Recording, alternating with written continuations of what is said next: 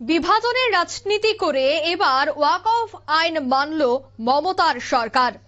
ওয়াকফ ইস্যুতে ফের মমতার সমালোচনায় শ্রমিক ভট্টাচার্য। তৃণমূল সব আইন নিয়েই নাটক করে ঠিক এইভাবেই কটাক্ষ করলেন বঙ্গ বিজেপির সভাপতি।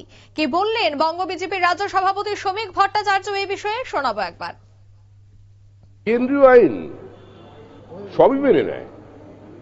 প্রথমে নাটক শুরু করে এসআইআর মানবো না। সবচেয়ে বেশি কারা এসআইআর এ পার্টিসিপেট করছে, বিএলওদের কারা ঘিরে রাখছে, কারা পার্টি অফিসে বিএলওকে জোর করে নিয়ে যাচ্ছে, কারা ফলস স্টেটমেন্টকে ওখানে আপলোড করাতে বাধ্য করছে। এটা বিভাজনের রাজনীতির জন্য সমাজে উত্তেজনা তৈরি করেছে। আজকে যেভাবে ওয়াকফের বিরোধিতা করা হয়েছিল, আগুন লাগিয়ে, মুর্শিদাবাদে হিন্দুদের ঘরছাড়া করে, মহেশতলায় সংঘর্ষ করে, এটা অত্যন্ত বিপজ্জনক দিক। আর অনুপ্রবেশ সারা পৃথিবীর ক্ষেত্রে একটা সমস্যা।